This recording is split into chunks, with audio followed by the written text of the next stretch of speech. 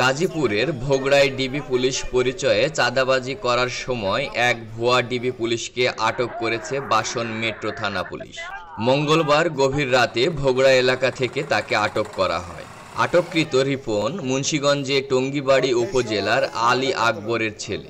Police জানায়, দীর্ঘদিন ধরে আটককৃত রিপন বিভিন্ন এলাকায় ডিবি পুলিশ পরিচয়ে ব্যবসায়ীদের আটক ও গ্রেপ্তারের ভয় দেখিয়ে চাঁদাবাজি করে আসছিলেন। রাতে আটককৃত রিপন ভোগড়া এলাকায় এক ব্যবসায়ীকে ডিবি পুলিশ পরিচয়ে ভয়ভীতি দেখিয়ে দোকান বন্ধ করতে বলে। পরে এলাকাবাসী তাকে আটক করলে বাসন মেট্রো থানা পুলিশ ঘটনাস্থলে গিয়ে রিপনকে আটক করে।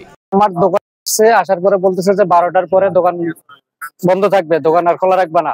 পরে আমি বাসন থানার জয়দেবপুর থানায় যোগাযোগ করে ওনারা বলে ওনাকে আটকায় রেখে আমাকে ফোন দাও। আমি যে ফার্মেসি ব্যবসা আছে আমার, গত পরশুদিন আসছে উনি আমার কাছে আইসে ওষুধ চাইতেছে, গ্যাসের ওষুধ আর ব্যথার ওষুধ চাইতেছে। ওনার হাতে দেখলাম যে ওয়ারলেস, একটা ভুয়া ওয়ারলেস। আমি দেখে ওয়ারলেস ফলো করলাম যে ডিবির মুড নিয়ে আসছে। দেখলাম যে আবার ভিজিটিং কার্ডটা আমার কাছে সন্দেহ মনে হলো। ভিজিটিং কার্ডটা কেমন জানি দেখলাম, আর ওয়ারলেসটা বিশেষ করে দেখলাম যে প্লাস্টিকের একটা ওয়ারলেস। এটা নিয়ে সে ধরে আছে, ওনার মুড নেওয়া আছে, বিভিন্ন ধরনের বলতেছে যে আমি ডিবি বলছে ঘুরে বেড়াচ্ছে। এ সময় রিপনের কাছ থেকে ডিবি পুলিশের ভুয়া আইডি কার্ড সহ ডিবি পুলিশের বিভিন্ন আলামত উদ্ধার করে। তরিকুল ইসলাম, দৃষ্টি 24।